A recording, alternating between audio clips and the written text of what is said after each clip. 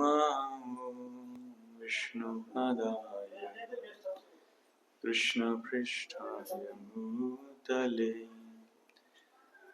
श्रीमते भक्ति वेदांत स्वामिनिति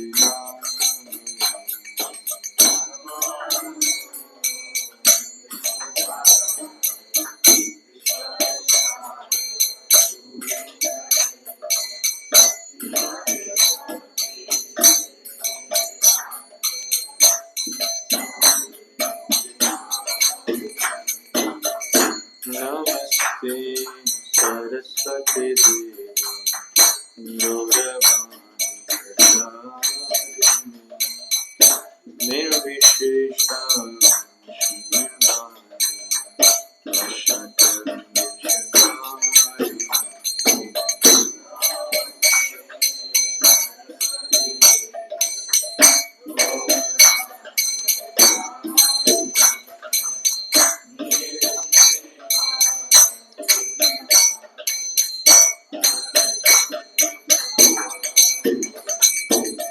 Shri Krishna Chaitanya Prabhu Nityananda Shri Advaita Gadadhar Srivasadi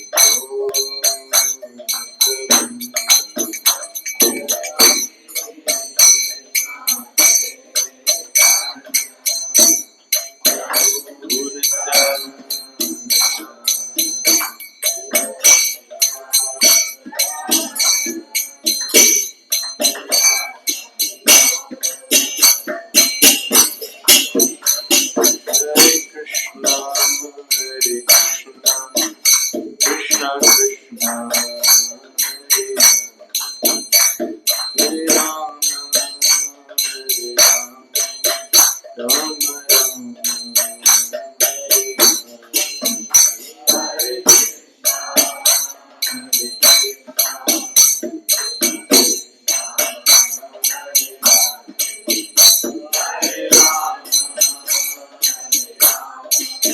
सभी लोग गा सकते हैं।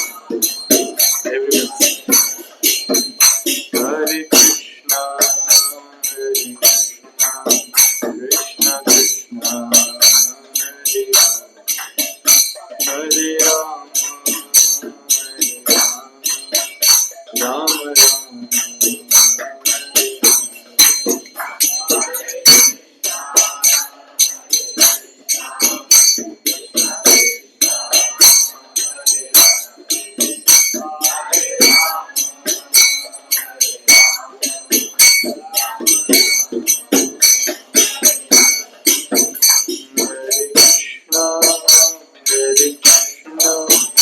Krishna Krishna, Hare Hare, Hare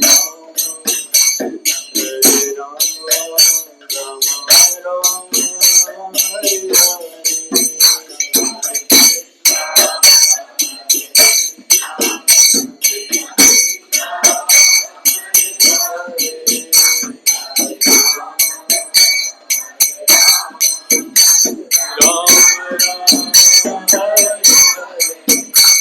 Hare Krishna,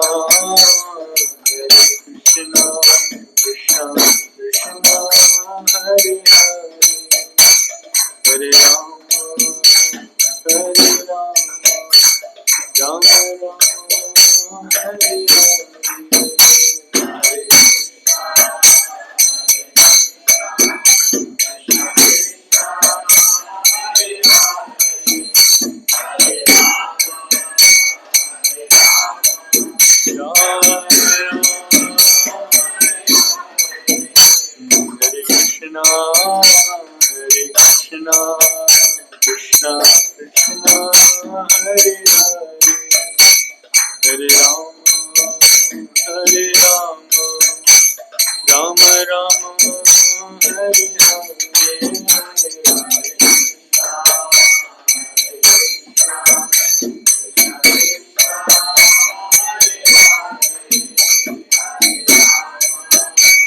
Hare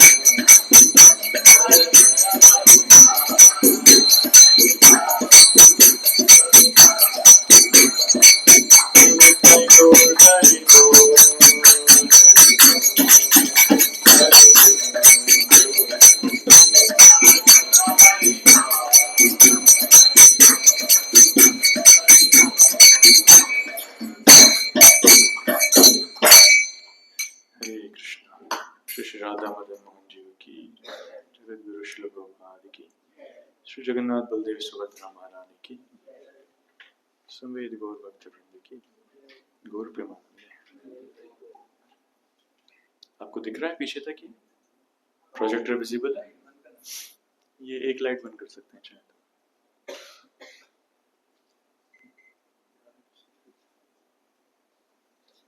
ओम ज्ञानतिमिरान्धस्य ज्ञानाञ्जनशलाकया चक्षुरुन्मिलितं येन तस्मै श्रीगुरवे नमः।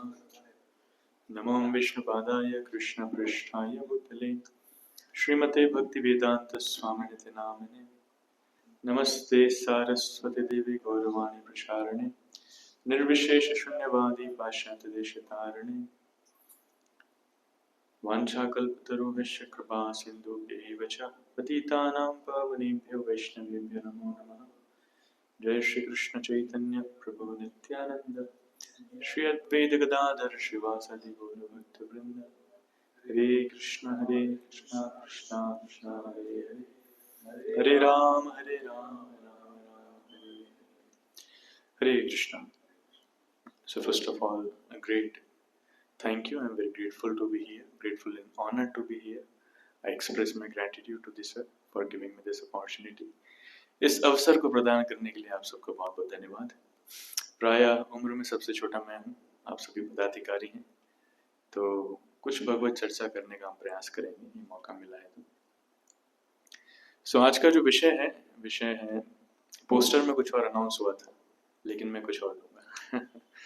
When service becomes an offering of the heart, जब सेवा हृदय की एक प्रेम पूर्वक भेंट बन जाती है तब क्या होता है, उस विषय में हम चर्चा करेंगे। देखिए, शास्त्रों के अनुसार देखा जाए, सिर्फ शास्त्रों के अनुसार नहीं, प्रैक्टिकली भी देखा जाए तो हर एक व्यक्ति वास्तविकता में एक आत्मा है, एक जीवात्मा है। भारत में इस विषय में किसी को समझाने की जरूरत नहीं है, राइट? Everyone knows. आजकल की यंग जनरेशन कई बार उसको एक्सेप्ट नहीं कर पाती, बट इट्स अ फैक्ट। हम चाहें तो उसके ऊपर भी 1 घंटे का सेशन दे सकते हैं, साइंटिफिकली प्रूविंग कि कैसे हम शरीर नहीं, हम आत्मा है, राइट? तो आत्मा का स्वभाव है कि आत्मा जो है सेवा करना चाहता है। The soul wants to serve and love. आत्मा का स्वभाव है कि आत्मा किसी से प्रेम करना चाहती है और किसी की सेवा करना चाहती है। ये आत्मा का स्वभाव है। इसलिए वर्णन आता है, जीवेर स्वरूप है कृष्णेर नित्यदास, कृष्णेर तटस्था शक्ति भेदावेद प्रकाश।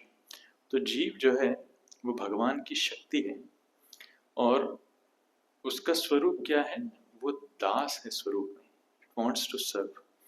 इसलिए हम देखते हैं कि हर एक व्यक्ति, अगर आपको अनकंफर्टेबल है तो आप सोफा पे बैठ सकते हैं, जिसको भी नीचे अनकंफर्टेबल हो आप सोफा पे बैठ सकते हैं, कोई दिक्कत नहीं, क्योंकि सेशन थोड़ा सा चलेगा, 45 मिनट 1 घंटा। तो हर एक जीव हम देखते हैं सेवा करना चाहता है। छोटे से लेकर के बड़ी अवस्था तक हम सेवा करते हैं, राइट? जैसे आप जितने लोग यहाँ पर बैठे हैं, हर कोई किसी ना किसी की सेवा कर रहा है। सबसे पहले आप गवर्नमेंट की सेवा कर रहे हैं, राइट? कुछ लोग हैं बाहर प्राइवेट नौकरी करते हैं, बिजनेस करते हैं, तो अपने कस्टमर्स की सेवा करते हैं, क्लाइंट्स की सेवा करते हैं, एम्प्लॉयर की सेवा करते हैं। माता पिता के रूप में हम बच्चों की सेवा करते हैं, बच्चों के रूप में हम हमारे माता पिता की सेवा करते हैं, छोटे बच्चे अपने माता पिता, अपने दादा दादी की सेवा करते हैं। पति के रूप में लोग पत्नी की करते हैं, पत्नी के रूप में लोग पति की सेवा करते हैं। तो हर एक व्यक्ति सेवा करता है। यहाँ तक कि अगर आप घर में कुत्ता भी पाल लेंगे तो कुत्ता भी आपकी सेवा ही करेगा, राइट? कुत्ता बड़ा वफादार होता है, घर की सुरक्षा करेगा, और आजकल तो कुत्ते बड़े इंटेलिजेंट होते हैं। बहुत सारे वीडियोस आपने देखे होंगे किस प्रकार आजकल के स्वामी की लोग सेवा करते हैं। तो सेवा किए बिना कोई रह नहीं सकता। हर एक जीव की प्रवृत्ति में है कि उसको सेवा करना है। सेवा तो लोग करते हैं, लेकिन सेवा करने के पीछे जो मनोभाव है वो बहुत बड़ा अंतर लेकर के आ सकता है एक जीव के, एक व्यक्ति के जीवन में। ये हमें समझना होगा, राइट? जैसे अलग अलग लोगों की सेवा करने के तरीके अलग अलग होते हैं। एक बार एक व्यक्ति बोलता है कि मैं 1 रुपए में 50 लोगों की सेवा कर देता हूँ। कितने रुपए में? 1 रुपए में 50 लोगों की सेवा। तो कोई हैरान हो गया, 1 रुपए में 50 लोगों की सेवा कैसे करता है भाई? किसी ने पूछा कैसे करते हो? तो बोले मैं एक माचिस खरीदता हूँ, है ना, और जो भी सिगरेट या बीड़ी पीना चाहता है मैं उसको जला करके दे देता हूँ। तो एक माचिस में 50 तीलियां आती है, तो 1 रुपए में हो गई ना 50 लोगों की सेवा। तो अलग अलग लोगों का अलग अलग भाव है। तो कोई जेब में अपनी माचिस लेकर के घूमता है। कल में एक सज्जन से मिला, डॉक्टर थे वो, तो अपनी जेब में ब्लड थिनर्स की गोली लेकर के घूमते हैं। उनका कहना है कोविड के बाद बहुत सारे लोगों का जो ब्लड है वो गाढ़ा हो रहा है, जिस कारण हार्ट अटैक्स ज्यादा हो रहे हैं। इसलिए हमेशा अपने जेब में ब्लड थिनर्स की गोली लेके चलते हैं पिछले 3 साल से। और उनका कहना है कि मैंने ऐसे कम से कम 15 लोगों को ये जरूरत के समय दी है और उनकी जान बचाई है। इट्स नाइस, नाइस आइडिया, कितना अच्छा आइडिया है ब्लड थिनर्स की गोली। मैं ये नहीं कह रहा हूँ कि आप सबको ब्लड थिनर की गोली लेकर के घूमना है। पर कहने का तात्पर्य है कि हर एक व्यक्ति सेवा करना चाहता है, राइट, किसी न किसी माध्यम से सेवा करना चाहते हैं। आप जैसे भी रथ यात्रा आ रही है ना, तो रथ यात्रा में बहुत सारे लोग सेवा करते हैं। जब रथ यात्रा निकालते हैं तो बहुत सारे लोग जगन्नाथ के स्वागत के लिए स्टॉल्स लगाते हैं। कोई पानी बांटता है, कोई शरबत बांटता है, कोई आइसक्रीम बांटता है, कोई खाने पीने का सामान बांटता है, और जगन्नाथ को भेंट करने के लिए आते हैं लोग। तो स्वतः उनको बोला नहीं जाता, स्वतः भगवान को देख करके सेवा करने का भाव आता है, राइट। लेकिन ये सेवा 2 तरीके से की जाती है। एक होता है बलपूर्वक, जबरदस्ती, न चाहते हुए, और दूसरा होता है प्रेम से, राइट। जैसे आप फ्लाइट में जाएंगे, तो फ्लाइट में जब जाएंगे तो देखेंगे कि जैसे ही फ्लाइट में हम एंटर होते हैं तो एयर हॉस्टेस वहाँ पर आपको मिलेगी, राइट। एयर हॉस्टेस क्या करती है, आपको बहुत प्रेम से, बहुत मीठी एक मुस्कान चेहरे पर दे करके बोलती है, hello sir, good morning sir, welcome sir, how are you sir, show me your ticket sir. फिर आप टिकट दिखाएंगे, oh your seat number is 11A। So that direction sir, please go forward, take a left and then you will find your seat. तो ऐसा लगता है यार इतना प्रेम से बोल रही है, इतना तो हमारी पत्नी भी नहीं बोलती कभी। चल क्या रहा है, इतना प्रेम कहाँ से आ रहा है? तो इतना प्रेम कहाँ से आ रहा है? क्या वास्तविकता में प्रेम करती है वो? नहीं, उसको इतना मीठा बोलने का क्या मिलता है? पैसा। इतना मीठा बोलने का पैसा मिलता है, इसीलिए इतना प्रेम से वो बात करती है। तो उसके चेहरे पे जो मुस्कान है, जो शब्द मीठे हैं, वास्तविकता में वो सच्चे नहीं, दे आर आर्टिफिशियल। उसको कहते हैं प्लास्टिक स्माइल। उनकी ट्रेनिंग दी जाती है कि आपको किस प्रकार लोगों से बातचीत करना है, राइट। तो एक ही तरीका है, when we work on paid basis, जब हम पैसा लेकर किसी का काम करते हैं तो कई बार उस सेवा में उतनी प्रसन्नता नहीं आ पाती। इसलिए लोग छुट्टियां लेना चाहते हैं कि थोड़े दिन छुट्टी लेकर के जाते हैं, कहीं हम जाकर के हॉलीडे अपने घर वालों के साथ बिताएंगे एंड ऑल दैट। सो लोग काम नहीं करना चाहते हैं। ऑफिसेस में लोग जाते हैं, they don't want to work. किसी न किसी बहाने वो किसी न किसी बहाने वो जो है अपनी सेवा छोड़ना चाहते हैं या फिर करना नहीं चाहते। तो इसलिए 2 प्रकार की सेवा होती है। दूसरी तरफ आप देखिए, sir he is the highest authority here, लेकिन उनके हाथ में उनका बच्चा है। कितने किलो के होंगे सर वो? 11 kg। आप 11 किलो का वजन अपनी गोद में उठा के रखें इतनी देर से, आपको कुछ बोझा लग रहा है क्या? नहीं लग रहा, बिल्कुल नहीं लग रहा, राइट। तो जब माता पिता बच्चे का ध्यान रखते हैं तो माता रात भर जाग कर के अपने बच्चे का ध्यान रखती है। तो एक बार ऐसे हुआ था, मैंने किसी से पूछा था, मेरी भाभी थी एक्चुअली, उनको छोटी गुड़िया हुई थी, तो महाराज जी ने उनसे पूछा था, कह रहे थे कि रात में जागती होगी? बोले हाँ हाँ, कई बार जागती है, हर 1 घंटे में जागती है। आपको डिस्टर्ब नहीं होता रात में जाग करके इसको सुलाना, इसका ध्यान रखना? आप फ्रस्ट्रेट नहीं होते, डिस्टर्ब नहीं होता? बोले नहीं नहीं, मुझे तो बहुत अच्छा लगता है, आई लाइक इट। मुझे बिल्कुल भी फील नहीं होता, दिन में भी सोने का मौका नहीं मिलता, रात में भी सोने का मौका नहीं मिलता। पर क्या कभी माँ ऐसा सोचती है कि मेरा बच्चा मुझको बहुत डिस्टर्ब कर रहा है? नेवर, कभी नहीं सोचती। मेरे बच्चे की देखभाल करने में बहुत समय जा रहा है? नेवर। बड़े हो जाते हैं तो कभी माँ बिल भेजती है क्या? पिछले 25 साल मैंने आपकी निष्ठापूर्वक सेवा करी, इसलिए आपका बिल है 5,55,55,555 रुपए। दिन रात जाग करके मैंने आपकी सेवा करी, आपको खाना बना करके दिया, मैं आपको कपड़े पहनाए, स्कूल भेजा, क्या क्या नहीं, आपकी बीमारी में ध्यान दिया। कोई बिल भेजता है? नहीं।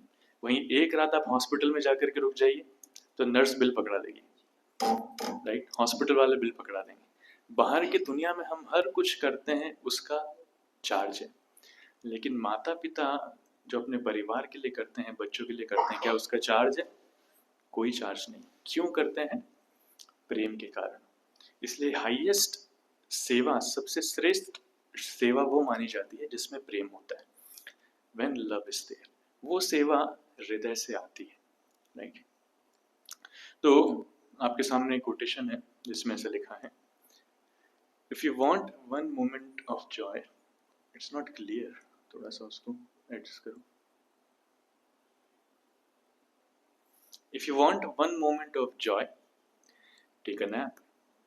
अगर आपको एक पल की खुशी चाहिए तो थोड़ी झपकी ले लो। ये हमारे भक्तों से अच्छा और कोई नहीं जानता है।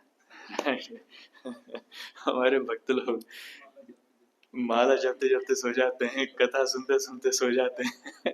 एक बार तो हद हो गई, मैंने एक भक्त को देखा वो खाते खाते सो रहा था। उसके हाथ में रसगुल्ला था, रसगुल्ला लेते लेते इतना थक गया था। कई बार लोगों को लगता है कि आप लोग साधु बनो, मंदिर में करते क्या हो? अरे बाबा एक बार मंदिर आकर के देखो। इतनी सेवा रहती, इतनी सेवा, प्रैक्टिकली व्यक्ति जो है खाते खाते सो रहा था। तो भक्तों की मतलब most of the devotees are sleep deprived, उनकी नींद प्रॉपर होती नहीं, रात में लेट सोते हैं, सुबह लेट उठते हैं, तो इसलिए कई सारी बीमारियां हो जाती हैं। तो ऐसा कहा जाता है कि आपको एक पल की खुशी चाहिए, ठीक है नैप। भक्तों से बोला अप्रोच, एक काम करो 5 मिनट थोड़ा सो करके आ जाओ। उनको इतनी खुशी होगी, चलो कोई तो है जो सोने के लिए कह रहा है। नहीं तो हर एक व्यक्ति आकर के सेवा देना चाहता है, राइट? आगे कहते हैं, if you want a day of happiness, go for picnic. अगर आप एक दिन की खुशी चाहते हैं तो क्या कीजिए? पिकनिक पर जाइए। आप लोग भी जाते होंगे, ऑफ कोर्स फैमिली के साथ जाते होंगे, कलीग्स के साथ जाते होंगे। तो पिकनिक पर जाकर के बड़ा मजा आता है। हमारे भक्त लोग भी जाते हैं, कीर्तन करते हैं, गेम्स खेलते हैं, नेचुरल साइट सीन्स पे जाते हैं, फोटो खिंचवाते हैं, वीडियो बनाते हैं। सो में कश्मीर मत जाना बस। बाकी आप मध्य प्रदेश पे कहीं भी चले जाएं, भारत में कहीं भी चले जाएं, it's okay. So want a day of happiness, go for a picnic. If you want a month of happiness, get married. अगर 1 महीने की खुशी चाहिए तो शादी कर लीजिए, उससे ज्यादा की खुशी नहीं है। ये शायद विदेशी ने लिखा होगा, भारतीय लोग इसको महीने की जगह 1 साल कर सकते हैं। अगर 1 साल की खुशी चाहिए तो शादी कर लीजिए। लेकिन ज्यादा सुख नहीं है। जितने लोगों से आप बात करो, लोग हमें कई बार आकर के अप्रिशिएट करते हैं, प्रभु जी आपका जीवन बढ़िया है, आप इतनी झंझटों से बच गए हो। काश काश हमारे समय, हमारी बैचलर लाइफ में कोई आप जैसा आ जाता, थोड़ा हमको गाइड कर देता, तो हम भी बच जाते। अब चाहते हुए भी समय नहीं निकाल पाते हैं, ऐसे फंस चुके हैं कि भगवान किसी और के जीवन में ऐसा दुख नहीं दे। एक बार तो मेरा एक मित्र, वो मुझसे मिला 5 साल बाद, जब उसकी शादी हो गई, बच्चे हो गए, और 5 मिनट वो मुझसे गले लगा रहा, बार बार गले लगा 5 मिनट, और उस 5 मिनट में 15 बार वो रोने लगा, राइट? अलग अलग तरीके से, बहुत जोर जोर से। तो मैं हैरान हो गया कि इतना क्या है, ये लाइफ में ट्रांसफॉर्मेशन कैसे आ जाता है। इतना सडन ट्रांसफॉर्मेशन, ट्रांसफॉर्मेशन लाने वाला कोई आना होना चाहिए। तो शादी के बाद कोई ट्रांसफॉर्मेशन लाने वाला आ जाता है, तो वहां से ट्रांसफॉर्मेशन आता है। So want a month of happiness, want a year of happiness, get married. लेकिन आगे कहते हैं, if you want to be constantly happy, अगर आप निरंतर प्रसन्न रहना चाहते हैं तो सर्व अदर्स, दूसरों की सेवा कीजिए। दूसरों की सेवा करने से एक व्यक्ति की प्रसन्नता हमेशा बनी रहती है। देखिए, 2 प्रकार की वृत्ति होती है, प्रवृत्ति जिसको कहते हैं। एक होती है भोग वृत्ति, दूसरी होती है सेवा वृत्ति, राइट? तो भोग वृत्ति में एक व्यक्ति सोचता है कि मुझे एंजॉयमेंट मिले, आई वॉन्ट हैप्पीनेस, लोग मेरी सेवा करें, मुझे सुख सुविधा दें, मैं जैसा चाहूँ वैसा खाना बना करके दें, पत्नी आएगी वो पैर दबाएगी, गरम गरम खाना बना करके देगी, राइट? सो पीपल, लोग जो हैं वो भोग वृत्ति की तरफ जाते हैं, प्राय पूरी दुनिया को अपने भोग के लिए यूज करना चाहते हैं, राइट? दूसरी होती है सेवा वृत्ति। कुछ लोग हैं जो स्वभाव से ही दूसरों की सेवा करना चाहते हैं, उनको भोग करने में उतना मजा नहीं आता, उनको सेवा करने में बड़ा आनंद आता है, राइट? जैसे जो माताएं होती हैं, फीमेल्स, उनका हृदय भगवान की कृपा से वैसे ही बड़ा कोमल है, और उनको दूसरों की सेवा करने में बहुत आनंद आता है। तो सेवा करने का क्या आनंद है, ये एक माँ से पूछना चाहिए। माँ बच्चे की बच्चे की सेवा करने के लिए खुद भूखी रह जाएगी, और बाद में बोलेगी तेरा पेट भर गया मतलब मेरा भी पेट भर गया। डज दिस ऐसा बोलते हैं, यस दे से। तो क्या वास्तविकता में माँ का पेट भरता है? नहीं। लेकिन बच्चे की संतुष्टता को देख करके, बच्चे की प्रसन्नता को देख करके माँ इतनी प्रसन्न होती है कि खाना पीना भी छोड़ देती है। अगर माँ की तबीयत खराब है तो उस तबीयत खराब की स्थिति में भी बच्चे की प्रसन्नता के लिए उठ करके वो खाना बना करके देती है, राइट। इसलिए माँ से श्रेष्ठ उदाहरण और कुछ नहीं है। और माँ में सेवा भावना कहाँ से आती है? ऐसा कहते हैं कि भगवान का हृदय जितना कोमल है, उसका 1% भगवान ने 1% का भी 1% माँ के हृदय में वो कोमलता और सेवा भावना दी है। तो माँ जितना प्रेम करती है एक बच्चे से, उससे करोड़ों गुना ज्यादा प्रेम भगवान सभी जीवों से करते हैं। बस उसको समझने की आवश्यकता है, हम लोग उसको समझ नहीं पाते। मिलियंस ऑफ टाइम्स माँ जितना प्रेम करती है, उससे करोड़ों गुना ज्यादा प्रेम भगवान एक जीव से करते हैं, राइट। जैसे मैं आपको एग्जांपल देता हूँ। यहाँ पर आपको पिक्चर में दिख रहा है कि कृष्ण है। कृष्ण एक व्यक्ति से एक माला ले रहे हैं। तो है क्या ये है जब कृष्ण बलराम को कंस जो है मथुरा आने के लिए निमंत्रण देते हैं, राइट। वृंदावन में रहते थे कृष्ण बलराम, और कृष्ण बलराम के चर्चे विख्यात हो जाते हैं। और कंस जो है उनको मथुरा में आने के लिए निमंत्रण देते हैं। कंस को पता लग जाता है कि कृष्ण ही मेरा काल है। तो वो सोचते हैं कि अभी तक मैं एक एक असुर को भेज रहा था इनको मारने के लिए, पर अब मुझे एक असुर को नहीं भेजना चाहिए, उनको यहाँ बुला करके सबके साथ एक साथ आक्रमण करवाऊंगा। स्पेशली मल्ल युद्ध में उनके सामने मल्ल युद्ध की प्रतियोगिता रखाऊंगा और चांड और मुष्टिक जैसे बड़े बड़े महान योद्धाओं के द्वारा उनको मैं उनकी हत्या करवाऊंगा। ये उनका प्लान था। तो उनको निमंत्रण दिया जाता है कि आप आइए। तो जब कृष्ण बलराम आते हैं, अक्रूर उनको लेकर के आते हैं, तो जैसे ही मथुरा में वो प्रवेश करते हैं तो बड़ा सुंदर दृश्य का वर्णन है। कृष्ण बलराम रथ से उतर जाते हैं, अक्रूर को कहते हैं कि आप चलिए, हम पैदल मथुरा में आएंगे। तो पैदल पैदल मथुरा में प्रवेश करते हैं, और एक हाथी जिस प्रकार धीरे धीरे सब कुछ देखते हुए चलता है, ऐसे ही मदमस्त होकर के कृष्ण बलराम बड़े धीरे धीरे मथुरा वासियों को देखते हुए उन पर आशीर्वाद देते हुए जा रहे हैं। और मथुरा वासी जब उन्होंने सुना कि कृष्ण बलराम आए हैं, तो उन्होंने कृष्ण बलराम के चर्चे सुन रखे थे, तो वो लोग भी कृष्ण बलराम के दर्शन करना चाहते थे। तो सब लोग बाहर आ गए, जितने पुरुष थे जितने बच्चे थे सब सड़कों पर आ गए, और जितनी माताएं थी वो अपनी घरों की छतों पर चली गई, राइट। और कृष्ण बलराम के सौंदर्य को देख करके सब इतने प्रसन्न हो रहे हैं, इतने प्रसन्न हो रहे हैं कि हर एक व्यक्ति, ऐसा वर्णन है कि अपनी आंखों के माध्यम से कृष्ण की सुंदरता को मान लीजिए पी रहा है। हम पानी पीते हैं जीवान के माध्यम से, मुख के माध्यम से, वो लोग आंखों के माध्यम से भगवान कृष्ण की सौंदर्य को पी रहे हैं, ऐसा वर्णन आ रहा है। तो पलक भी नहीं झपकाना चाह रहे, इतना सुंदर वर्णन आ रहा है। तो कौन कौन वैसे कृष्ण के दर्शन करना चाहते हैं? सभी चाहते हैं। तो सोचिए कृष्ण बलराम इस रास्ते से गुजर रहे हैं, तो आप क्या करेंगे, कैसे देखेंगे? वी कैन नॉट इमेजिन भगवान कितने सुंदर है, राइट। तो मथुरा वासी का सौभाग्य, सोचिए कि वो कृष्ण बलराम को अपनी आंखों के सामने देख रहे हैं, इतना नजदीक भगवान जा रहे हैं, वो देखते हुए जा रहे हैं।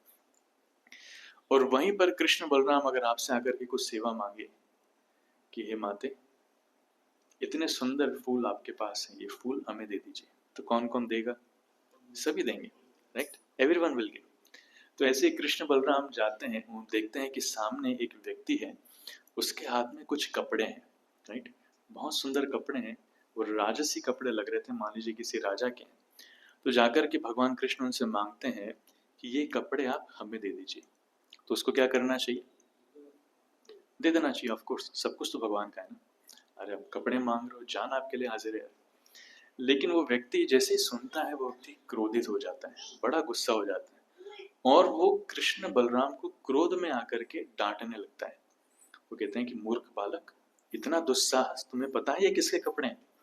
ये कपड़े राजा कंस के, राइट। और तुम इतने उद्दंडी हो, इतने दुस्साहसी हो कि राजा के कपड़े खुद पहनना चाह रहे हो। राजा तुम्हारी हत्या करवा देंगे अगर उन्हें पता चलेगा। तो कृष्ण से सहन नहीं होता, कृष्ण क्या करते हैं, अपने हाथ से उसका गला काट देते हैं। मतलब टर्मिनेटर मूवी की तरह नहीं है कि हाथ जो तलवार में कन्वर्ट हो जाएगा, ऐसा कुछ नहीं। सिंपल हाथ का एक स्ट्रोक मारा और उसका गर्दन कट जाता है। एनीवेज, कृष्ण बलराम आगे जाते हैं। ये प्रभाव कहाँ से आता है कि भगवान की सेवा ना करना, भगवान पर ही क्रोध करना, ये आसुरिक प्रवृत्ति है।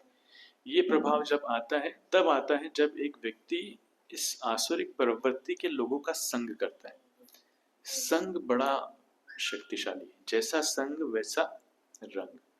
अगर आपको अच्छा बनना है तो अच्छे लोगों का संग करना पड़ेगा, अगर बुरा बनना है तो बुरे लोगों का संग। और प्रायः इस दुनिया में बुरे लोग सबसे ज्यादा हैं, इसलिए उनका संग पाकर के लोग जो हैं बड़े बिगड़ जाते हैं, जल्दी बिगड़ जाते हैं। तो कृष्ण बलराम आगे जाते हैं, आगे जाकर के उनको एक ये सुदामा नाम का एक व्यक्ति मिलता है जो अपनी छोटी सी दुकान में फूल माला और फूल वगैरह बेचता है, राइट। बड़ी सुंदर फूल माला बना करके बेचता है और फूल वगैरह बेचता है। तो जैसे ही कृष्ण बलराम को देखता है इतना आकर्षित होता है, इतना आकर्षित होता है कि उसके पास जो सबसे अच्छी माला थी वो माला लेकर के कृष्ण बलराम को वो अर्पित करता है। सिर्फ अर्पित नहीं करता, कृष्ण बलराम को पिनाता है, उनको फूलों से सजाता है।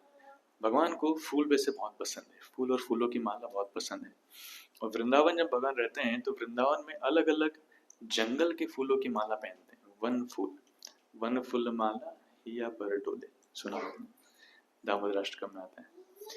तो भगवान वो लेकर के इतने प्रसन्न होते हैं कि भगवान उसको बहुत आशीर्वाद देते हैं और कृष्ण बोलते हैं कि मांगो, क्या मांगना चाहते हो, मैं आपकी सेवा से बड़ा प्रसन्न हूँ, मांगिए क्या मांगना चाहते हैं। तो सोचिए, आपने भगवान की कुछ सेवा करी, आपने बड़े प्रेम से भगवान को हार दिया, फूल दिया, भगवान प्रकट होकर के बोल रहे हैं मांगिए, आप क्या मांगना चाहते हैं, मैं आपकी सारी इरादे मुरादे जो भी इच्छाएं पूरी करूंगा। तो आप लोग क्या मांगेंगे? माइक यहाँ पर है, कौन बोलना चाहेंगे? दे माइक, बोलिए। भगवान आपके सामने आपसे बोल रहे हैं मांगिए क्या मांगना चाहते हैं, तो आप क्या मांगेंगे? भक्त लोग बाद में आंसर दीजिएगा।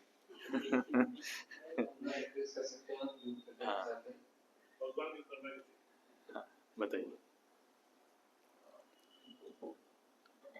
बताइए क्या मांगेंगे? हरे कृष्णा। हरे कृष्ण। मैं तो भगवान से मांगूंगा आपकी चरणों की मुझे मिल जाए, शरणागति मिल जाए। हाँ, भगवान के चरणों की शरणागति मिल जाए। Very good. आपका शुभ नाम क्या है? दिनेश जोधा। दिनेश जी, बहुत बहुत धन्यवाद। तालियां एक बार, बहुत अच्छा था। और कोई कुछ कहना चाहता है? भगवान आपके सामने, आप क्या मांगेंगे? कोई बच्चा है यहाँ पर, आप लोग कुछ कहना चाहेंगे? Krishna is in front of you, आप क्या मांगेंगे भगवान से? किसी को कुछ नहीं चाहिए, जो देना है दे दो यार। हमें छोड़ दो, ज्यादा परेशान मत करो। ऐसा कुछ है क्या? क्या मांगेंगे बताइए? अरे इतना बड़ा ऑफर चल रहा है, कुछ मांगेंगे नहीं?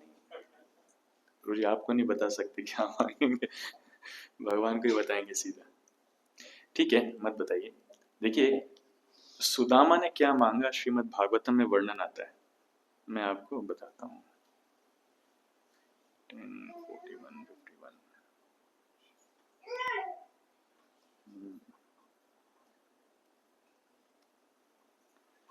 दिख रहा है? कहाँ गया?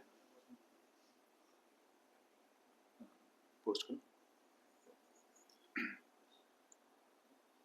हाँ, दिख रहा है आपको? थोड़ा छोटा है ना?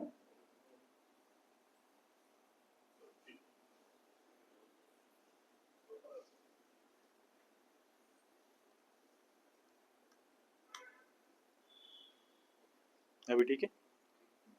और बड़ा करूं? दिख रहा है पीछे तक? Very good. तो ये सुदामा जो है, ये उसकी प्रार्थना है। मैं श्लोक बोलूंगा, आप मेरे पीछे दोहराइएगा, कठिन नहीं है, सरल ही। सो अपि ववरे अचलां भक्तिं तस्मिन् एवाखिलात्मनि तद्भक्तेषु च सौहार्दम् भूतेषु च दयां पराम्। देखिए, आप उसकी परिस्थिति समझने का प्रयास कीजिए। वो फ्लोरिस्ट है, फूल बेचता है। फूल बेचने वाला कभी भी करोड़पति अरबपति नहीं होगा, राइट। जैसे तैसे अपने घर का खर्चा वो चलाता है। भगवान उसके सामने है, मांगने को क्या क्या नहीं मांग सकता वो। ऐसे ऐसे को दिया है, वैसे वैसे को दिया है, हमको भी तो लिफ्ट करा दे। राइट। क्या क्या नहीं मांग सकता है, घर मांग सकता है, बंगला मांग सकता है, गाड़ी मांग सकता है, लाड़ी मांग सकता है, धन मांग सकता है, क्या क्या नहीं मांग सकता, सो मेनी थिंग्स, राइट। एक बार एक टीचर एक छोटे से बच्चे से पूछती है कि बेटा तुम बड़े होकर के क्या करना चाहते हो, क्या बनना चाहते हो। बच्चा बोलता है मैडम मैं चाहता हूँ मेरे पास 365 गाड़ियां हो, हर दिन के लिए एक, मेरे पास 5 बड़े बड़े बंगलो हो, राइट, अपना खुद का प्राइवेट जेट हो, हजारों करोड़ों की संपत्ति हो। वो टीचर घबरा जाती है, भैया किसी बच्चे ने आज तक ऐसा जवाब नहीं दिया। बोले बस बस इतना काफी है, इससे आगे मत बढ़ना। फिर दूसरी बच्ची से पूछती है बेटा तुम क्या बनना चाहती हो बड़े होकर के। वो बोलती है मैं इसकी पत्नी बनना चाहती हूँ। शॉर्टकट। ज्यादा परेशान होने की जरूरत नहीं है, इसको मेहनत करने दो, कमाने दो, इससे शादी कर लेंगे, अपना करियर सेटल। तो भारतीय लोग बड़े एक्सपर्ट हैं। तो वो गरीब आ, फूल बेचने वाला वो भगवान से क्या मांगता है, वो धन संपत्ति नहीं मांगता है। वो यहाँ पर 3 चीजें मांगता है भगवान से। क्या? सो अपि भवरे अचलाम भक्तिन तस्मिन्नेवाखिलात्मनि। हे भगवान सबसे पहले तो मेरी इच्छा है कि आपके तस्मिन एव अखिल आत्मनि, आपके चरण कमलों में मेरी अचला भक्ति बनी रहे। अचला भक्ति मतलब एक होती है चंचला और एक होती है अचला। चंचला मतलब कभी भक्ति होती है कभी नहीं होती, थोड़ी भक्ति होती है थोड़ी नहीं होती है, राइट। तो कभी कभी भक्ति भावना आ जाती है, कभी कभी हम भोग विलास में लग जाते हैं। लेकिन अचला भक्ति मतलब दृढ़ भक्ति, कभी नष्ट नहीं होने वाली भक्ति, एकदम पक्की दृढ़ भक्ति, सबसे पहली चीज। दूसरा तद भक्तेषु च सौहार्दम, आपके भक्तों के प्रति मेरी क्या हो, सौहार्दम, मेरी मित्रता। मेरे हृदय के सबसे नजदीक में अगर कोई व्यक्ति हो तो कौन हो, आपके भक्त, कोई भौतिक व्यक्ति नहीं, आपके भक्त। अब यहाँ पर जैसे मान लीजिए हम प्रोग्राम दे रहे हैं ना, तो कितने लोग आए, 30-40। अगर विराट कोहली आ जाए तो पूरा नीमच उठ के आ जाएगा, राइट।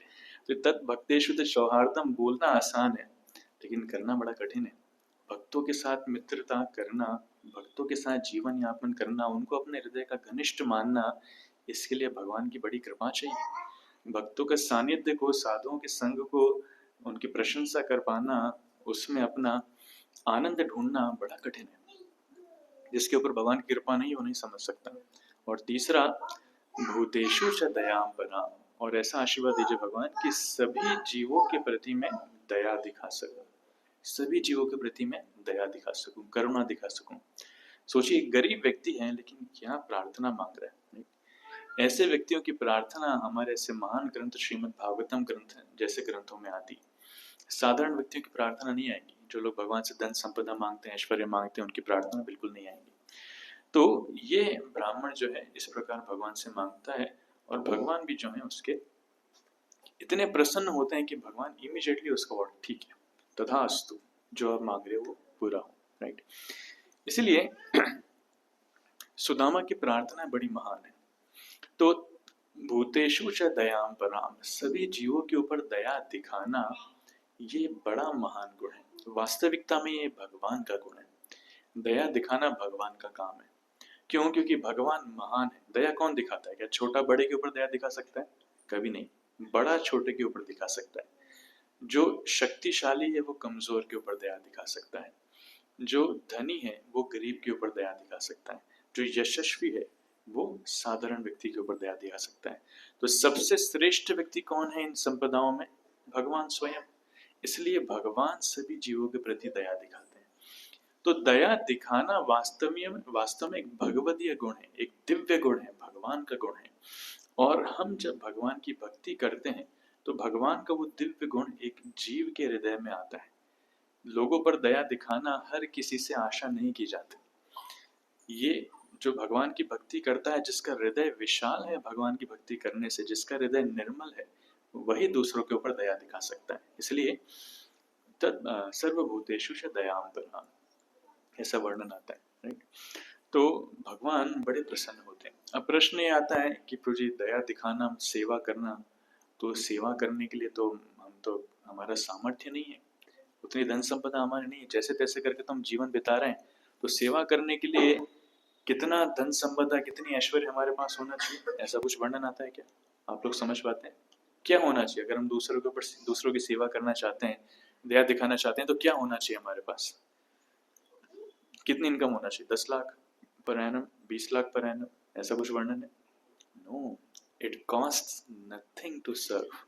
सेवा करने के लिए कुछ भी नहीं चाहिए, सिर्फ सेवा करने की भावना होनी चाहिए। जिसके अंदर सेवा करने की भावना है, वो व्यक्ति, उसके अंदर इतना सामर्थ्य हो सकता है कि वो व्यक्ति कितने ही लोगों की सेवा कर सकता है, राइट? तो मेरे पास समय नहीं है, लेकिन फिर भी मैं आपको एक चीज दिखाता हूँ, छोटा सा, बहुत अच्छा ये विषय है।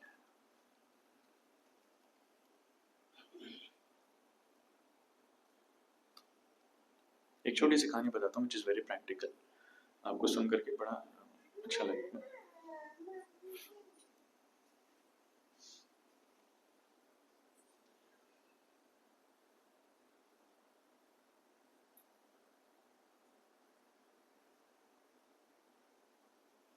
ये दिख रहा है? ये एक महिला है, इनका नाम है सिंधुताई सपकल। बहुत शॉर्ट में स्टोरी बताता हूँ, बड़ी डिटेल में, आपको सुनकर के अच्छा लगे। हो सकता है आप में से किसी ने सुनी हो। किसी ने सुना है इनके विषय में?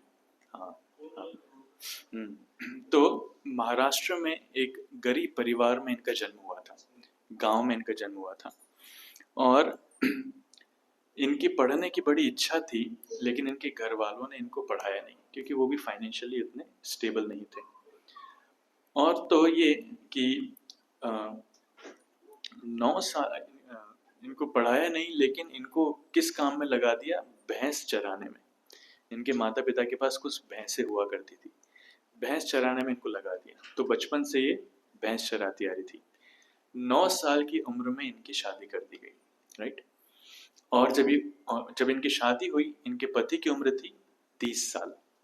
ये 9 साल की थी, इनके पति की उम्र कितनी थी? 30 साल। पहले के समय में अक्सर ऐसा हुआ करता था। और जब ये 19 साल की हुई, मतलब अपने शादी के 10 साल बाद, इनके ऑलरेडी 3 संतानें थी, 3 बेटे थे, और ये चौथी संतान से गर्भवती थी। इनके पेट में एक चौथी संतान थी, राइट? तो उस गांव में एक व्यक्ति हुआ करता था जो एक माफिया टाइप व्यक्ति था। उस व्यक्ति ने, वो, उसका काम था वो लोगों को बड़ा परेशान करता था। ये सच्ची घटना है महाराष्ट्र की। वो लोगों को बड़ा परेशान करता था, विशेषकर गांव की जो महिलाएं हैं उनसे बहुत काम निकलवाता था, बड़ी मेहनत करवाता था, और बदले में पेमेंट के रूप में उनको प्राय न के बराबर देता था। इतना प्रताड़ित करता था, डरा धमका करके काम करवा था, और कुछ देता नहीं था। तो लोग इसके बारे में बोलने से डरते थे, लेकिन इन्होंने, सिंधुताई ने हिम्मत करके वहाँ के जो कलेक्टर हैं वहाँ से उनकी शिकायत कर दी, राइट? तो वो जो व्यक्ति है वो इतना क्रोधित हुआ कि वो इनके घर में गया, इनके पति के सामने जाकर के इन्होंने इनके बारे में बहुत गलत गलत बोल दिया कि तुम्हारी जो स्त्री है वो चरित्रहीन है, उसका बहुत सारे पुरुषों के साथ संग उसने किया है, अफेयर चल रहा है, और उसके गर्भ में जो संतान है वो तुम्हारी नहीं, वो मेरी संतान है, ऐसा बोल दिया। तो उस समय आप सोचिए कि आज से लगभग 70-80 साल पहले कोई व्यक्ति अगर ऐसा बोल दे, तो कौन है जो लड़की को अपने घर में रखेगा, महिला को घर में रखेगा? उसका पति इतना निर्दयी, उसने इसको मारना चालू किया, बहुत पीटा, और इनके पेट पर लाते मारना चालू किया, राइट? इस इच्छा से कि इसकी जो संतान है वो मर जाए। जब ये पूरी तरीके से बेहोश हो गई, तो उसको घसीट घसीट कर वहां पर उसके घर के पास में गौशाला थी, उस गौशाला में लेकर के जाकर के उसको पटक दिया, इस इच्छा से कि लोगों को लगे कि गाय ने इसको कुचल कुचल के मार दिया, ताकि मेरे ऊपर किसी का डाउट ना जाए। तो बेहोश अवस्था में वो गौशाला में पड़ी है। कुछ घंटों बाद जब उसको होश आता है, तब क्या होता है, वो देखती है कि एक गाय उसके ठीक ऊपर खड़ी है, उसको सुरक्षा देते हुए, राइट? तो हुआ ये था, जब गौशाला में वो पड़ी थी, तो एक गाय उसके ठीक ऊपर आ गई थी, और जो जो गाय इसके पास में आना चाह रही थी, ये वाली गाय सींग से उसको भगा रही थी। तो कितनी ही देर तक इस गाय ने उसकी सुरक्षा करी, किसी को भी नजदीक नहीं आने दिया। बाद में जब इसके परिवार वाले देखने के लिए आए, तब वो भी इसको मारने के लिए नजदीक आना चाह रहे थे, तो गाय उसके परिवार वालों को भी सींग से भगा रही थी। तो कई घंटों तक गाय उसके ऊपर ही खड़ी रही, वहां से हिली नहीं, और इसकी सुरक्षा करती रही करती रही करती रही। कुछ घंटों बाद जब इसको होश आया, तो उसने देखा कि गाय मेरी सुरक्षा कर रही है, और उस गाय के नीचे ही उसने अपने संतान को जन्म दिया। राइट, एक लड़की को जन्म दिया, उसका नाम रखा ममता। और अपने हाथों से उसने अपनी अम्बिलिकल कॉर्ड, जो बच्चे और माता में नस बंधी होती है ना, उसको क्या कहते हैं, अम्बिलिकल कॉर्ड इंग्लिश में कहते हैं, तो उसको अपने हाथों से उसने बगल में एक पत्थर रखा था, पत्थर लेकर के उसको काटा। लगभग 15 से 20 बार उसने उसको ऐसा प्रयास किया, तब जाकर के वो कटी। और जैसे तैसे उठ करके उसने गाय को गले लगाया, और उसने वचन दिया कि जिस तरह जरूरत के समय आपने मेरी मदद की है, मैं आपको वचन देती हूँ कि मैं भी जरूरत के समय दूसरों की मदद करूंगी, उसने कहा। राइट, तो ऐसा कहकर के वहां से चली गई, और फिर अपने घर गई इस उम्मीद में कि शायद मेरे घर वाले मुझे स्वीकार करेंगे। उन्होंने स्वीकार नहीं किया।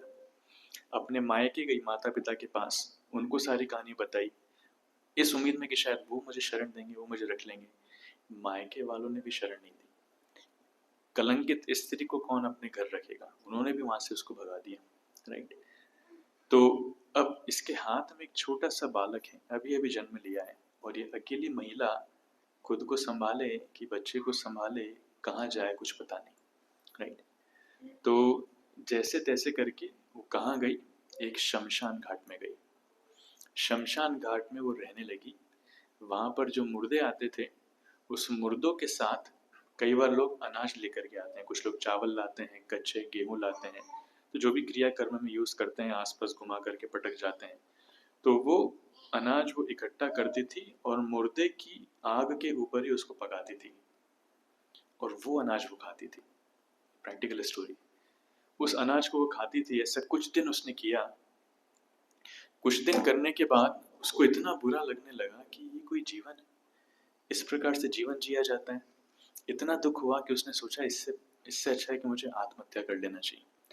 तो वहां पर वो गांव के पास में एक रेलवे ट्रैक था, वहां पर आत्महत्या करने के लिए चली गई। अपने बच्चे को अपने हाथ में लेकर के उस रेलवे ट्रैक पर लेट गई, इस उम्मीद में कि ट्रेन आएगी और हमें कुचल करके जाएगी। कुछ समय निकल गया, उसको अचानक किसी व्यक्ति के रोने की आवाज आने लगी, और आवाज किसी बच्चे के रोने की नहीं थी, ये किसी वृद्ध व्यक्ति के रोने की आवाज थी। बड़ी दर्दनाक आवाज थी। तो उसने सोचा चलो मैं उठ करके जाती हूँ, क्या हो रहा है। उस समय उसके मन में ये विचार आया कि शायद ये भगवान का कुछ इंडिकेशन है, भगवान की कुछ इच्छा है कि भगवान नहीं चाहते कि मैं इस प्रकार अपना जीवन त्याग करूं, मुझे भगवान शायद सेवा करने का मौका दे रहे हैं। तो जाती है देखने कौन रो रहा है, तो देखती है कि एक वृद्ध व्यक्ति है, उसको भी शायद उसके घर वालों ने छोड़ दिया है, और उस वृद्धावस्था में बेचारा अशक्त है, और वो भूख के मारे तड़प तड़प के रो रहा है। उससे रहा नहीं जाता उसका दुख देख करके। वो क्या करती है, वहीं पर पास में भीख मांगना चालू करती है। भीख मांग करके जो थोड़ा उसको खाना मिलता है, वो खाना लेकर के जाती है और उस वृद्ध व्यक्ति को देती है। वृद्ध व्यक्ति उसके सामने अपनी भूख शांत करता है, और उसके हृदय से इतना आशीर्वाद निकलता है, इतना प्रसन्न होता है, उसके चेहरे पे इतनी प्रसन्नता और खुशी को देख करके वो सोचती है कि हाँ, मेरा जीवन सेवा के लिए बना है, मुझे सेवा करना चाहिए। राइट, तो सेवा करने का निश्चय करती है, अपने बच्चे को लेकर के वहां से चली जाती है। जाकर के गांव में एक पेड़ के नीचे बैठ जाती है और सोचती है मुझे सेवा तो करना है, पर मैं करूं क्या, मेरे पास कोई धन नहीं है, कोई संपत्ति नहीं है, कोई व्यक्ति नहीं, मैं सेवा करूं क्या। ऊपर से एक छोटी सी बच्ची, और अब इसको संभालूं कि दूसरों की सेवा करूं। तो विचार करती है करूं क्या। तब उसकी नजर जाती है कि जिस डाली के नीचे वो बैठी है, किसी व्यक्ति ने उस डाली को भी काटने का प्रयास किया था। तो मान लीजिए डाली है, उसको इतना काट दिया कि एक आखिरी छोर पर वो डाली अटकी हुई है और झूली हुई है। उस उस अवस्था में भी डाली जो है उसको शेड, उसको छांव दे रही। तो सोचती है कि देखो ये डाली प्राय कट चुकी है, एकदम आखिरी छोर से टिकी हुई है, उस अवस्था में भी ये डाली दूसरों की सेवा कर रही है। इसका मतलब जीवन की किसी भी अवस्था में हम दूसरों की सेवा कर सकते हैं। सेवा न करने के लिए कोई बहाना नहीं होता। तब उसने निश्चय किया कि मैं एक काम करती हूँ, हमारे यहाँ पर कई बच्चे हैं जो अनाथ हो चुके हैं, ऐसे अनाथ बच्चों की परवरिश मैं करूँगी। तो उसने कुछ अनाथ बच्चों को लिया, अपने साथ में रखना चाहा और भीख मांग करके उनकी परवरिश करने लगी, राइट। और लोगों ने उसका निस्वार्थ भाव देखा तो कुछ समय बाद किसी ने उसको जमीन दी, किसी ने उसको वहां पर एक कच्चा घर बनवा करके दिया।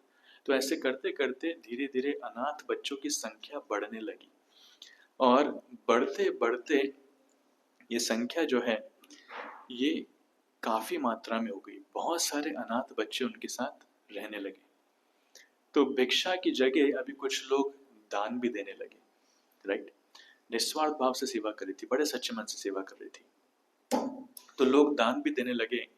और करते करते हम देखते हैं कि उसने लगभग अपने जीवन काल में 1500 अनाथ बच्चों की सेवा करी। कितने?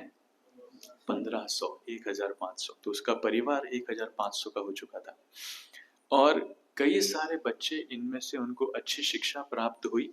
कई सारे बच्चे डॉक्टर्स बने, इंजीनियर्स बने, एमबीए की डिग्री लिए और अच्छी अच्छी पोजीशंस पर वो लोग गए, राइट।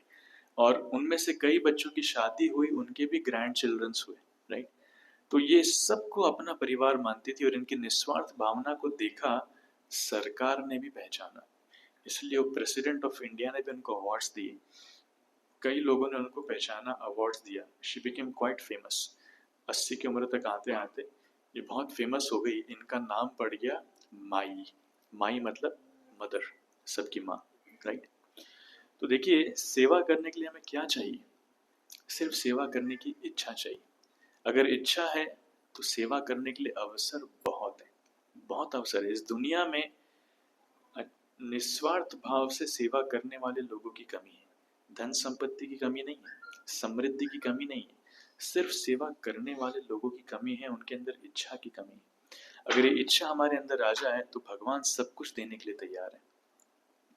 और ये होता है कि कुछ समय बाद उनके आश्रम में एक बूढ़ा व्यक्ति आता है जो बड़ा दुखी था। घर बार वालों ने उसको छोड़ दिया था, भूख प्यास से तड़प रहा था। उसने सुना था कि इस प्रकार से माई नाम की कोई महिला है जो अनाथों को आश्रय देती है। तो वो व्यक्ति उसके पास आता है आश्रय लेने के लिए कि मुझे भी आश्रय दीजिए, मेरा कोई नहीं। तो महिला जैसी उसको देखती है वो पहचान जाती है कि ये मेरा पति था, ही वॉज माई हस्बैंड। उसका नाम होता है श्री हरि सबकल, राइट। तो महिला उसको बोलती है, तुम्हें याद है मैं तुम्हारी ही पत्नी हूँ, सिंधुताई मेरा नाम है, और एक समय तुमने ही मुझे इतना मारा था, मैं आश्रय लेने के लिए आ रही थी लेकिन तुमने मुझे आश्रय दिया नहीं, मुझे मरने के लिए छोड़ दिया। आज समय पलटा है, मैं बड़ी समृद्ध हूँ और तुम बेघर हो चुके हो, लोगों ने तुम्हें छोड़ दिया और तुम मेरा आश्रय लेने के लिए आए हो, बताओ मुझे क्या करना चाहिए। फिर वो बोलती, लेकिन फिर भी मैं तुम्हें आश्रय दूंगी, तुम यहीं पर रहो, लेकिन हमारा संबंध पति पत्नी का नहीं है, मैं तुम्हारी पत्नी नहीं हूँ, मैं तुम्हारी माँ हूँ। जैसे मैं बाकी बच्चों की माँ हूँ ऐसे मैं तुम्हारी भी माँ हूँ। तो उसने उस व्यक्ति को अपने आश्रम में रहने दिया और सबको इंट्रोड्यूस करती थी कि ये मेरा सबसे बड़ा लड़का है लेकिन थोड़ा शरारती। तो सोचिए उस महिला का हृदय कितना विशाल है। जिस व्यक्ति ने उसको इतना बर्बरता से मारने का प्रयास किया, आखिरी में आकर के उसने उसको ही क्षमा किया और उसको सेवा करने का प्रयास किया, राइट। इसलिए हमें क्या चाहिए? सेवा, काइंडनेस, दूसरों के ऊपर दया दिखाना, अच्छे से व्यवहार करना। It doesn't cost a thing, उसके लिए कुछ मूल्य देने की आवश्यकता नहीं है। Yet it is richest gift you can give. ये सबसे महान उपहार है जो हम किसी को दे सकते हैं। दूसरों से प्रेम से बातचीत करना, दूसरों की सेवा करना, दया दिखाना, एक मनुष्य के लिए यही तो बड़ी सबसे बड़ी संपत्ति है। और क्या है? बाकी जो संपत्ति हम इतनी मेहनत से कमाने धन के रूप में, अरे तो हाथ का मैल कभी भी जा सकता है। संपत्ति तो छोड़ो, हमारा जीवन कभी भी जा सकता है, हम लेकर के क्या जाएंगे? भगवान ने हमें हृदय दिया है, जो हृदय सबसे महत्वपूर्ण है। वो हृदय को हमें भोग वृत्ति में आकर के कठोर नहीं बनाना चाहिए, असुरों की तरह निर्दयी नहीं होना चाहिए। मनुष्य का हृदय है स्वभाव से बड़ा कोमल है, ये कोमल हृदय दिया ही जाता है दूसरों की सेवा करने के लिए। श्रीमद् भागवतम में बहुत सुंदर श्लोक आता है जिसमें कहते हैं एतावान जन्म साफल्यम देहिनामिह देहेषु प्राणिरर्थिर्धिया वाचा श्रेयमाचरणम सदा। उसमें कहते हैं मनुष्य के जीवन में एतावान जन्म साफल्यम देहिनामिह देहेषु, मनुष्य को ये देह ये शरीर क्यों मिलता है, ताकि वो दूसरों की सेवा कर पाए। किसके माध्यम से? प्राणेर अर्थिर दिया वाचा। 4 चीजें बता रहे हैं। हमारे वचनों से दूसरों की सेवा करना चाहिए। दिया, दिया मीन्स बुद्धि से, हमारी बुद्धि से दूसरों की सेवा करना चाहिए। अर्थिर, अर्थिर मतलब धन संपत्ति से दूसरों की सेवा करना चाहिए। और फाइनली प्राणेर, हमारे प्राणों से दूसरों की सेवा करना चाहिए।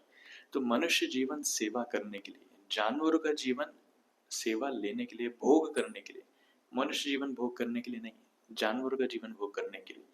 इसलिए मनुष्य जीवन में आकर के अगर किसी ने सेवा नहीं की तो मनुष्य कहलाने लायक नहीं, उसको पशु कहना चाहिए। द्विपाद पशु, 2 पैरों वाला पशु, राइट। तो बहुत सुंदर एग्जाम्पल हमारे पास में। सो इट कॉस्ट नथिंग। भगवान भी कहते हैं पत्रम पुष्पम फलम तोयम यो में भक्त्या प्रयच्छति तदहम भक्ति उपरतम अश्नामि प्रयतात्मनः। भगवान भी मांगते हैं सेवा, पर भगवान ये नहीं बोलते हैं 1 किलो सोना छोड़ करके जाओ, 2 किलो चांदी छोड़ करके जाओ, कुछ नहीं। जैसे पत्रम पुष्पम फलम तोयम, थोड़ा पत्ता लेकर के आओ, पेड़ से कुछ पुष्प लेकर के आओ, फल लेकर के आओ और जल लेकर के आओ। जरूर नहीं कि जल आपको ये बिस्लरी वाटर लाना पड़ेगा, ड्रिंक आरओ वाला, नहीं नहीं, कुएं या नदी से भी ला करके दे दो, इट्स ओके। तो ये चीजें ऐसी हैं कि किसी के पास 1 रुपया भी नहीं है तो भी जाकर के प्रकृति से पत्ता पुष्प फल और जल ला करके भगवान को दे सकता है। So it cost nothing to serve. सेवा करने के लिए कुछ आवश्यकता नहीं है हमें, सिर्फ वो हृदय चाहिए, वो कोमल हृदय जो दूसरों की सेवा करना चाहता है, राइट। और वही हृदय जब हम भगवान को दें, भगवान की सेवा करना चाहें तो चमत्कार हो जाते हैं। बहुत सुंदर कहानी आपने सुना होगा, शबरी। शबरी शबरी वास्तविकता में बड़ी बदसूरत थी। जब वो जवान थी उसकी शादी नहीं हो रही थी, दिखने में बड़ी बदसूरत थी। जो भी व्यक्ति उनको देखने आता था उनको देख करके डर जाता था, कोई शादी नहीं करता था। जैसे तैसे करके कई रिश्ते रिजेक्ट होने के बाद एक बार उनकी शादी तय हुई। वो ऐसे हुई कि दूल्हे ने उसको देखा नहीं था पहले कई बार बिना देखे शादियां हो जाया करती थी, राइट। तो जब शादी का दिन आया, पहली बार दूल्हे ने घूंघट उठा करके देखा, वो इतना डर गया कि शादी छोड़ करके भाग गया। ये शबरी के साथ हुआ था। तो ये वाक्य से शबरी इतनी दुखी हुई कि वो उसने शादी करने का विचार ही त्याग दिया और वहां से चली गई वो मतंग मुनि के आश्रम। मुझे जीवन में शादी वादी का सुख मेरे लिए नहीं है, सब छोड़ो, ये सब माया है, मुझे भगवान की सेवा करना है। भगवान शारीरिक सुंदरता नहीं देखते हैं, भगवान हृदय की सुंदरता देखते हैं। तो मतंग मुनि के आश्रम चली जाती है और मतंग मुनि उसको शिक्षाएं देते हैं। और मतंग मुनि बोलते हैं कि शबरी, मैं तुम्हारी सेवा से इतना प्रसन्न हूं, मैं तुम्हें आशीर्वाद देता हूं, स्वयं भगवान राम तुम्हारे पास आएंगे। तुम जाओ, वन में कुटिया बनाकर रहो, उचित समय की प्रतीक्षा करो, भगवान राम तुम्हारे पास आएंगे तुम्हारी सेवा लेने के लिए, तुम्हें दर्शन देने के लिए, कृपा करने के लिए। तो शबरी जवानी की अवस्था में मतंग मुनि के आश्रम में जाती है, रोजाना इस आशा में कि आज राम आएंगे।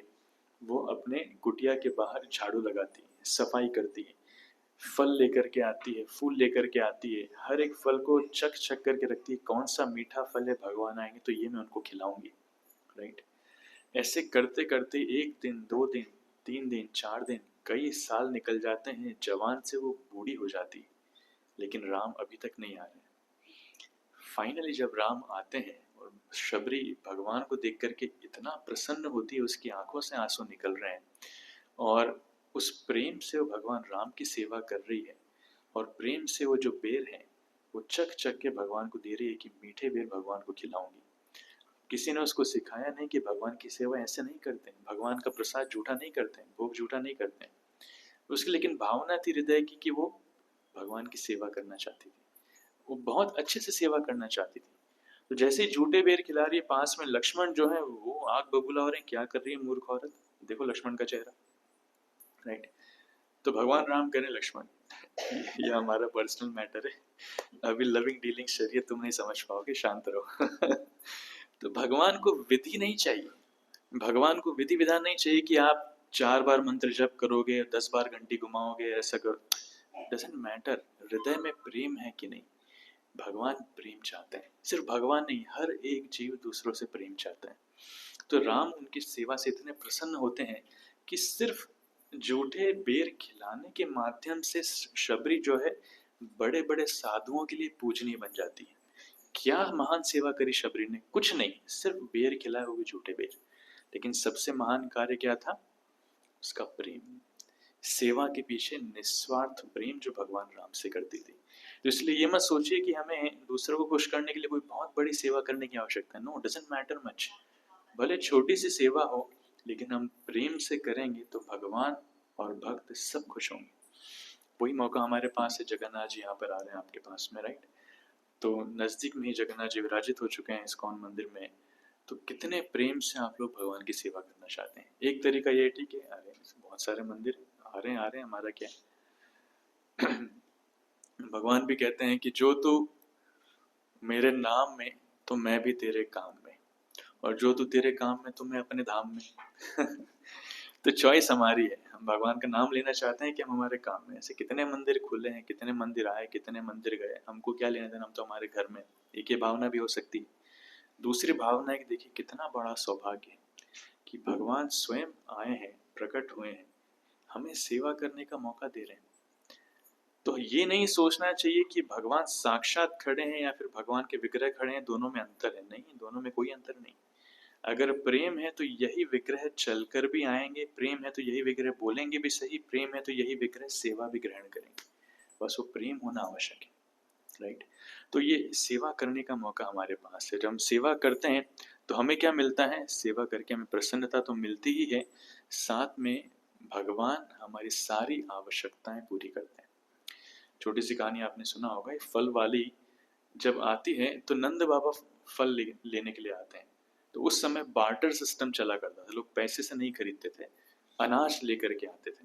नंद बाबा एक कटोरी में, एक टोकरी में जो है चावल लेकर के आते हैं, वो उसको देते हैं और कुछ फल लेकर के जाते हैं। तो कृष्ण छोटे से नन्हे कृष्ण देख लेते हैं, इतने ही थे लगभग। तो कृष्ण बड़े आकर्षित होते हैं, मुझे भी फल चाहिए। तो जाते हैं, अपने हाथ में चावल लेकर के आते हैं। तो जितना मुट्ठी भर के लाते हैं, रास्ते में चावल गिर जाते हैं, बचते हैं यहाँ पे 5-6 दाने और यहाँ पे 5-6 दाने। वो ला करके देते हैं कि मुझे भी फल चाहिए। तो महिला कृष्ण के रूप को देख करके इतनी मंत्रमुग्ध हो चुकी थी, इतना सुंदर बालक और मुझसे फल लेने के लिए आया है। तो वही 5-6 दाने लेकर के अपनी टोकरी में डाल देती है, और कृष्ण जितने फल उठा सकते थे उनकी सारी गोदी जो है फलों से भर देती है, राइट। और कृष्ण बड़ी प्रसन्नता से खुश होकर के मुस्कुराते हुए वहां से अंदर चले जाते हैं। और ये महिला कृष्ण को देख कर के, कृष्ण की सेवा करके उसके मन में इतना दिव्य आनंद की अनुभूति हो रही कि वो समझ नहीं पा रही कि जीवन में ऐसा आनंद मुझे कभी मिला नहीं। बहुत बच्चों को देखा है, सैकड़ों हजारों बच्चों को देखा है, लेकिन इस प्रकार का बच्चा आज तक नहीं देखा। क्या आनंद है, क्या दिव्य बालक है, मैं उसका चेहरा भुला नहीं पा रही। और जब उसकी नजर जाती है अपनी टोकरी पर, तो टोकरी में फल की जगह क्या होता है, हीरे जवाहरात, मोती। सारी टोकरी हीरे जवाहरात मोती से भर जाती है, राइट। तो गीता में भगवान बहुत सुंदर श्लोक कहते हैं, वो कहते हैं योगक्षेमम वहाम्यहम्। कहाँ से स्टार्ट होता है श्लोक, अनन्ययाश्चिन्तयन्तो मां ये जनाः पर्युपासते तेषां नित्याभियुक्तानां योगक्षेमं वहाम्यहम्। कि जो अनन्य भाव से मेरा चिंतन करता है, जो अनन्य भाव से मेरी सेवा करता है, उस व्यक्ति की हर एक आवश्यकता मैं पूरी करता हूँ, और उसके जीवन में जो कुछ है उसकी रक्षा भी मैं करता हूँ। कौन कह रहा है, कृष्ण स्वयं कह रहे हैं, राइट। तो ये उसका छोटा सा उदाहरण है। इसलिए हमें कभी ये नहीं समझना चाहिए कि भगवान को देने से हमारे यहाँ कमी हो जाएगी। लोग कई बार ये सोचते हैं कि ठीक है, जब हमारी बात आएगी कि हम घर परिवार में कितना देंगे, बच्चों के लिए कितना खर्चा करेंगे, तो हम मूवीज देखने जाएंगे तो 1000 रुपए की टिकट खरीदेंगे, 2000 रुपए के पॉपकॉर्न्स खरीदेंगे, 4000 रुपए का कुछ और खरीदेंगे। तो हम परचेसिंग खुद के लेकर के आते हैं हजारों लाखों की। जब मंदिर में बात आती है भगवान के लिए कितना देंगे, देखना वो 50 का नोट है कि नहीं, 10 का नोट है कि नहीं, हद तो तक हो गई। कई बार हम लोग हमारी हुंडी खोलते हैं ना मंदिर में, तो कुछ लोग कुछ लोग जो है एकदम फूटी कौड़ियां रख के जाते हैं उसमें, जो कहीं नहीं चलेगी, फूटी कौड़ियां फटे हुए नोट मंदिर के डोनेशन बॉक्स में डाल के जाते हैं।